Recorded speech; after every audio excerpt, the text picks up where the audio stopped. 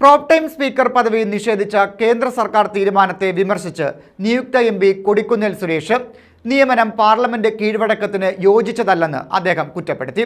വരും ദിവസങ്ങളിൽ ഇന്ത്യ സഖ്യത്തിന്റെ നേതൃത്വത്തിൽ പ്രതിഷേധം രേഖപ്പെടുത്തുമെന്നും അദ്ദേഹം കൂട്ടിച്ചേർത്തു.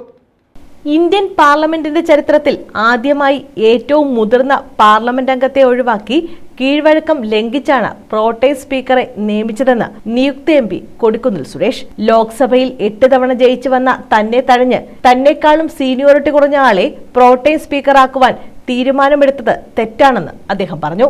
പ്രോട്ടേം സ്പീക്കറായി പ്രതിപക്ഷത്തെ സീനിയർ MPയെ അവഗണിച്ചുകൊണ്ട് BJP MPയെ ആ സ്ഥാനത്ത് ഇരുത്തിയത് എൻ്റെ ഒരു സന്ദേശമാണ്.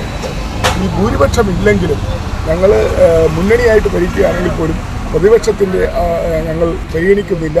പ്രതിപക്ഷത്തിന് ഞങ്ങൾ വേണ്ട രീതിയിൽ ഞങ്ങൾക്ക് പ്രതിപക്ഷം ഒരു പ്രശ്നമേ ഇല്ല. ഞങ്ങൾ പ്രതിപക്ഷത്തിൻ്റെ എന്ത് പറഞ്ഞാലും അതൊന്നും കേൾക്കാൻ ഞങ്ങൾ തയ്യാറല്ല. അതുകൊണ്ട് ഞങ്ങൾ ഞങ്ങളുടെ വഴിക്ക് പോകുമെന്നുള്ള ഒരു സന്ദേശമാണ്. 24-ാം തീയതി സത്യപ്രതിജ്ഞ നടക്കുമെന്ന് വാർത്തകൾ പരന്നതാണ്.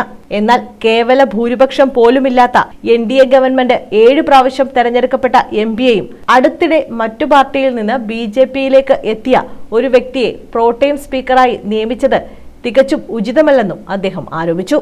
ഇത് പാർലമെന്റ് കീഴ്വഴക്കത്തിന് യോജിച്ചതല്ല.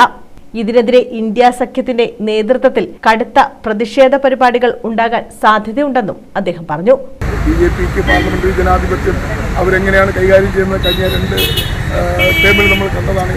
പ്രതിപക്ഷ MPമാരെ സസ്പെൻഡ് ചെയ്തുകൊണ്ട് നിയമങ്ങൾ പാസ്സാക്കുക, അതോടൊപ്പം തന്നെ പ്രതിപക്ഷത്തിന് അവകാശങ്ങൾ നിഷേധിക്കുക, പ്രതിപക്ഷത്തിന് അവസരങ്ങൾ കൊടുക്കാതിരിക്കുക.